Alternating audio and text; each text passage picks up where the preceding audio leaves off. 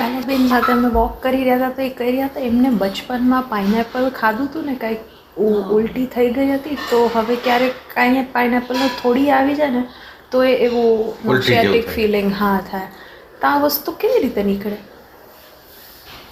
એટલે બચપનમાં કેટલાઓને કંઈક dog byte કરી ગયો હોય પછી લાઈફ ટાઈમ ડોગનો ફિયર હોય. ના, મને પોતાને હતું કે એક વખત ભીંડાનું શાક નાનપણની અંદર ચીકણું થઈ ગયું હતું, તો ચીકણું થઈ ગયું હતું ત્યારથી એલર્જી થઈ ગઈ હતી. પણ પછી કંઈક ઉંમર ગઈ અને પછી વ્યવસ્થિત શાક આવ્યું તો ખાધું ને ભાવ્યું તો પછી વયું ગયું મને. નકર એને જેવું શાક જોયું એવું મને એમ થાય કે નથી ખાવું. એટલે એમાં કાલને ભૂલી જાય ને તો કામ થાય. હા પણ આમાં હવે નિશાબેનની ઉંમર તો હવે મારાથી મોટા ને એમનો બચપનનો તો આટલા વર્ષમાં જે વસ્તુ ન એટલે ઓમ એ પછી ન થઈ શકે, એમ ન થઈ શકે. જેવો પોતાનો પુરુષાર્થ વગર કેવી રીતે થાય, પોતાનો પ્રયાસ ન હોય. માનો કે ભૂતકાળ આજથી 30 વર્ષ પહેલાંનો ભૂતકાળ એક્ઝેક્ટ જેવો છે એવો જ એ વખતે પ્રગટ થાય તો એ કેવી રીતે કામ ચાલે? એ ત્યારનો જ ભૂતકાળ પ્રગટ થાય. એટલે ભૂતકાળના વેલ્યુને બદલાવી પડે.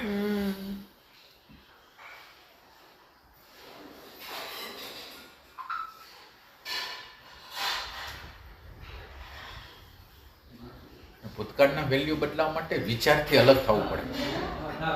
વિચાર નથી અલગ. વિચારથી તમે જ્યાં લગીને અલગ ન થઈ શકો ને, વિચારને ઇન્સ્ટ્રુમેન્ટ તરીકે ઉપયોગ ન કરી શકો ને, ત્યાં લગીને વિચાર આપણા ઉપર હાવી થાય. કેટલા ફોબિયા હોય લોકોના, હાઈટના, પાણીના, 5 જન્મના ફોબિયા લઈ આવતા હોય છે.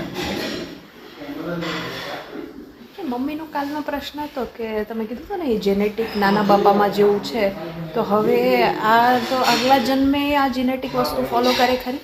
હા, કરે ને. એમાંથી બ્રેક કેવી રીતે થાય? બ્રેક કરવા માટે તમારું ઓવન થિંકિંગ છે. તમારું પોતાનું ઓવન થિંકિંગ. એમાં શું થાય, બીજા લોકોથી આપણે હિપ્નોટાઇઝ થઈ જાય છે. બીજાનું બહારનું એટલે હું અંદરથી માણસ તો સામાન્ય વ્યક્તિ જ છે, અંદર કોઈ અસાધારણ વ્યક્તિ નથી. બહારથી આપણે વ્યક્તિત્વથી પ્રભાવિત થાય છે. એટલે પ્રભાવિત થાય છે ને એટલા બધા પ્રભાવિત થાય છે કે આપણે કંઈ ચિંતન જ ન કરી શકીએ એ ટાઈપનું. એટલે સાયકોલોજીકલ નબળા લોકોમાં એ પ્રભાવ બીજાનો તાત્કાલિક આવી.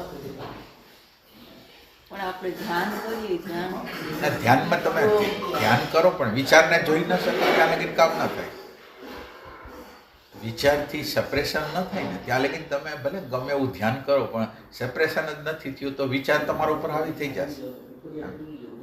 તો એ અંદર જ હોય, જે જેનેટિક હોય બધું અંદર હોય. આમ આપણે એમ લાગતું હોય કે નથી.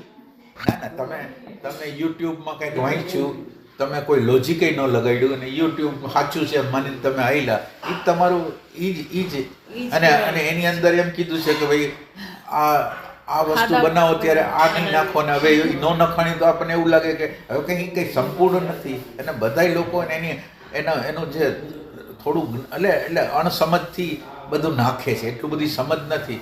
એ પોતાને જે અંદર આવે છે હાવ લોજિકલ હોય એવું નથી, અથવા તો એની આગળ એટેન્શન પાવરફુલ છે ને એક્સપર્ટ છે ને એ લખે છે એવું કંઈ નથી.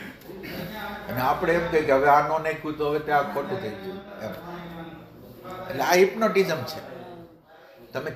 તમે યુટ્યુબ કે ગમે ત્યાંથી તમે જો એમાં કેટલું બાદ કરવા યોગ્ય છે, કેટલું એક્સેપ્ટ કરવા યોગ્ય છે, બે વચ્ચેનો ભેદ તો કરવો પડે ને કે બધાય આચા ન હોય ને. બધાને કંઈક એક પોઈન્ટ લઈને પછી એના આજુબાજુ ઓલું વિડીયો બનાવી દે વ્યૂ માટે થઈને કોઈ એ પ્રૂફ કરના હે તો उसके हिसाब से हम लोग. અને ઘણા લોકો તો બીજામાંથી કોપી કરીને જ પોતાનામાં નાખતા હોય, તો હવે આમાં કોણ સાચું કોણ ખોટું કોને ખબર. એટલે ઓવન થિંકિંગ, પોતાના દર્શનની જે ભૂમિકા છે ને, પોતે જોઈ શકે ને આ દુનિયાને પોતાની નજરે. અત્યારે આપણે બીજાની નજરે જોઈ છે. આપણને નાનપણથી એમ કહેવામાં આવ્યું કે તમે પૈસા, પ્રતિષ્ઠા, ધંધો કરો એટલે ધંધાની પાછળ દોડ્યા. પણ શું કામ એને? એટલે આપણું આખું હિપ્નોટિઝમ પૈસા માટે, પ્રતિષ્ઠા માટે એ આખું હાયલું, કારણ કે આપણને હિપ્નોટાઇઝ કર્યા છે કે એ વગર તમે સમાજમાં તમારું સ્ટેટસ ના રહે. તો આપણું તો બધું હિપ્નોટિઝમ છે, ચાહે ધર્મનું હોય, ચાહે આધ્યાત્મનું હોય, ચાહે કુટુંબનું હોય. પણ હિપ્નોટિઝમ એટલે આપણું ઓવન થિંકિંગ તો એક પણ વિચાર છે ને આપણો ઓવન નથી. અત્યારે પણ આપણો એકે વિચાર ઓવન નથી. આપણે જે બહારથી આવેલી માહિતીમાંથી અમુક સિલેક્ટ કરેલી છે. હા બહાર આવેલી બધી ઇન્ફોર્મેશન હું શું કામ એને કમાવા જાઉં છું, અથવા હું સમાજને સ્ટેટસ શું કામ બતાવવા માગું છું. હું કોઈથી પ્રશ્ન નથી કરતો કે હું શું કામ એને કરું છું, શું કામ એના પૈસા ભેગા કરું છું. હું પૈસા તો ભેગા કરું છું, મારી અંદરની અશાંતિ, અંદરનો અજંપો, ક્રોધ, લોભ, ઘૃણા, આ પૈસા એને કંઈક કરી શકશે. માનો કે પૈસાનો ઢગલો મારી આગળ છે અને મારી આગળ ક્રોધ છે, મારી આગળ ભય છે, મારી અંદર ઘૃણા છે, કોઈક મારા બિહેવિયર કરે છે તો મને ઘૃણા આવે છે. તો આ બધાને હું દૂર કરીએ કોઈ પૈસાનો ઢગલો છે. મને અંદર અત્યારે ભય હાલે છે ને પૈસાનો ઢગલો છે, પૈસા કાઢી શકશે. તો એમ કે મારી સાયકોલોજીકલ ખુશી છે એના ભોગે હું આ દુનિયામાં જે કરું છું ધંધો કરું છું, રિલેશન કરું છું, પણ સતત રીતે મારી અંદર કોન્ફ્લિક્ટ છે. મને જીવન જીવતા નથી આવડતું એ ટાઈમ. ભાઈ કહે કે પણ રિક્ષામાં રડવા કરતાં મર્સિડીઝમાં રડવું બેટર. મેં કીધું બંનેમાં રડે જ છે તો ફરક શું? એટલે બહારનો ઓબ્જેક્ટ ગમે એ બદલાઈ ગયું. તમારી જે ચેતના છે, તમે એક જગ્યાએ સ્ટેગ્નન્ટ થઈ ગયા છો ચેતનાના એ વિભાગમાં. જે વિભાગ ભયનો હોય, ઘૃણાનો હોય, હિંસાનો હોય, એમાં સ્ટેગ્નન્ટ છો. હવે તમે એ લેસનમાંથી નહીં જાઓ ને ત્યાં કુદરત આ લેસન આપ્યા જ રાખશે.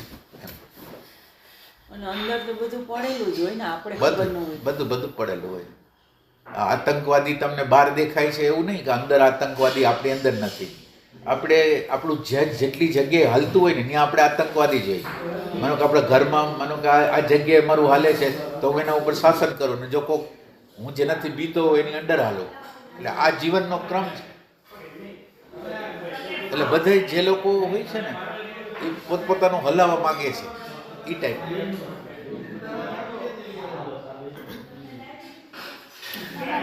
બહુ ફેમિલીઝમાં મોસ્ટલી એક સમજો એક એલ્ડર મેન હોય તો એ પેટ્રિયાકલ માઇન્ડસેટ જ ચાલતો હોય કે એ અંકલ જ ફાઇનલ ડિસિઝન લેશે ને બધાને પછી ફોલો કરવાનું. તો બધાની અંદર એકદમ સપ્રેશન કેટલું થતું હોય તો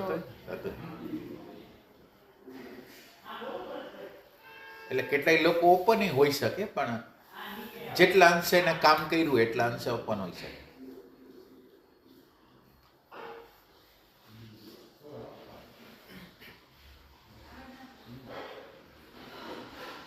વિચારથી સેપરેટ તો આપણે ધ્યાન થ્રુ જ થઈ શકીએ ને. ના એટલે તમે એક સિદ્ધાંત ન બનાવો પણ માનો કે તમે ધ્યાન કરો છો અને છતાંય તમે માનો કે 5 વર્ષથી ધ્યાન કરો, 10 વર્ષથી ધ્યાન કરો છો, સેપરેશન નથી થતું એ તમે જુઓ છો. તો હવે તમે એ સિદ્ધાંત ન બાંધો તો હવે ત્યાં ક્યાં ખામી છે. માનો કે હું વિચારથી સેપરેશન, આમ બધા લોકો એમ કહે છે કે તમારે ધ્યાન કરો એટલે વિચારથી સેપરેશન, અને આપણે પ્રયોગ કરી છે એની અંદર સેપરેશન થતું જ નથી. તો હવે ત્યાં શું ખૂટે છે, શું કચાશ?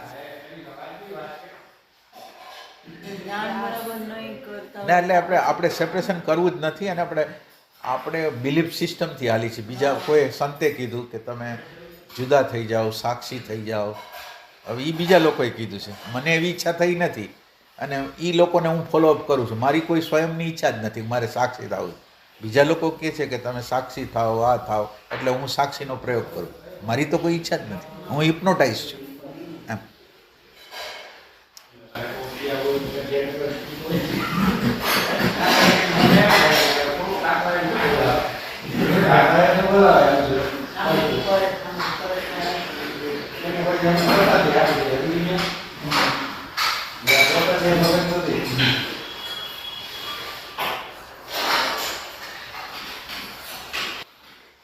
આપણને ક્વેશ્ચન નથી પૂછતા. માનો કે આપણે કોઈ પણ દિશામાં જતા હોય અને એનું પરિણામ નથી આવતું તો શંકા કરવી જોઈએ મારા ઉપર. અને મને મારા ઉપર કોઈ દી શંકા જ આવતી નથી. 35 વર્ષ થઈ જાય, 40 વર્ષ થઈ જાય, હું એક ઉપર એટેન્શન નાખું છું અને પરિણામ નથી આવતું તો મને મારી ભૂલ ક્યાંય દેખાતી નથી. એ શોધી કાઢવી પડે. એને પ્રેમ કહેવાય. એવો પ્રેમ આપણી આગળ નથી.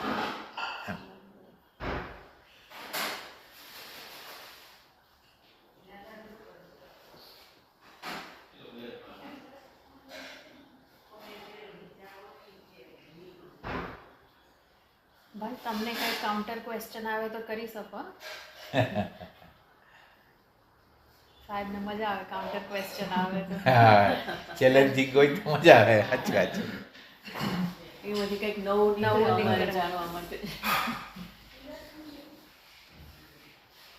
એમ કે બહારની બધી વસ્તુને આપણે જાણતા હોય આપણા નેચર આપણા સ્વયં એટલે આપણે આપણા વિશે ઇમેજ બાંધેલી હોય કે હું બીજા પ્રત્યે હેલ્પફુલ છું, ફલાણું છું, ઢીકણું છું, એક ઇમેજ આપણે અનકોન્શિયસ બાંધેલી હોય.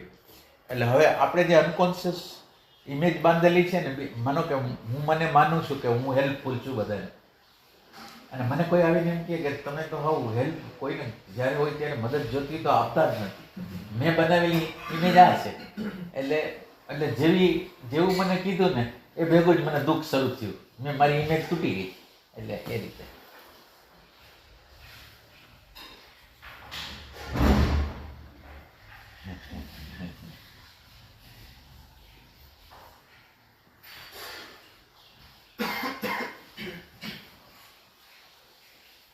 આ શરીર છે ને એ હાર્ડવેર છે. આમ શરીર છે એ હાર્ડવેર છે, એની અંદર સોફ્ટવેર છે એ સંસ્કારો છે. એટલે માનો કે તમારા મેરેજ થયા છે ને, એમાં ફિઝિકલ બોડી મહત્વનું નથી, તમારી અંદરના નેચર એકબીજા સામે જે પ્રગટ થશે ને, અત્યારે તમારો જે અંદર જે તમારો સંસ્કારો તમારા આગ્રહો છે એ ટકરાવ જે થાય છે ને એ અંદરના એટલે આપણી માન્યતા બિલીફ સિસ્ટમમાં હોય. એટલે રહેવાનું આપણે બોડી હારે નથી, સ્વભાવ રહે. આપણને એવું લાગતું હોય આપણે બોડી હારે રહી, બોડીમાંથી પ્રગટ થાય છે, નેચરો પ્રગટ થાય છે, ગમા અણગમા, યસ નો, એ બધું પ્રગટ થતું ને. એટલે આપણે એ તૈયારી કરી નથી જતા કે આની સામે શું કરશું. એમ લગ્ન તો થઈ ગયા પણ નેચર આમાં આવશે, અમુક પ્રકારના આગ્રહો માન્યતાઓ આવશે ત્યારે આપણે શું કરશું એ તૈયારી કરીને લગ્ન કરીને તો કોન્ફ્લિક્ટ ન થાય. તો હવે તો લગ્ન થઈ ગયા, હવે શું? ના એટલે એને માહિતી મળે છે ને, લગ્ન થયા એટલે માહિતી તો મળે જ છે. ભગવાને કંઈક આજે આપણે વાત કરી છે તો આ એક કૃપા છે. સવાલ એનો નથી, સવાલ ફેક્ટનો છે. ફેક્ચ્યુઅલ. ફેક્ટ. તો એ ભાઈ સોલમેટ કોને કહેવાય? સોલમેટ એ લોકોની સાયકોલોજી બેયની સરખી ને એવું કંઈ હોય? એટલે સોલમેટ માટે તો બહુ મોટી યાત્રા હોય. એટલે સોલમેટ કરતાં આપણે શું કહેવાય, આપણે એક શબ્દ છે એના માટે, લેસન આપવા જે આવે ને એને શું કહે? કાર્મિક. એટલે જે લગ્ન થાય છે એ કાર્મિક હોય છે. હું જે લેસન અધૂરું કરીને હું આવ્યો છું ને, લગ્નનો અર્થ શું થાય? એટલે જે મારામાં કંઈક એટલે મને હજી કંઈક સમજ નથી પડતી તો પ્રકૃતિમાંથી લેસન આપવા માટે આવશે. એટલે સોલમેટ તો એક અલગ જ વાત છે કે કાર્મિક પૂરું થઈ ગયું હોય ને, કર્મનું બધું પૂરું થઈ ગયું હોય પછી આવે. એટલે બે એકબીજા પાસેથી લાઈફ ટાઈમ શીખવાનું હોય એમ? હા, શીખવાનું જ હોય ને. શીખવાનું એટલે પ્રતિક્ષણ શીખવાનું હોય, એવું કંઈ ને. એટલે મારો નેચર, મારો આગ્રહ, મારી માન્યતા જુદી જુદી, દરેક પલે કંઈ ને કંઈ નિર્ણયો કરવાના છે. કાં આમ કરવાનો છે, કાં આમ કરવાનો છે, એ કંઈક તો કરવાનું જ છે. તો એ કંઈક કરવામાં કાં મને દુઃખ થાય છે, કાં સામેવાળાને દુઃખ થાય છે, કંઈક તો થાય છે.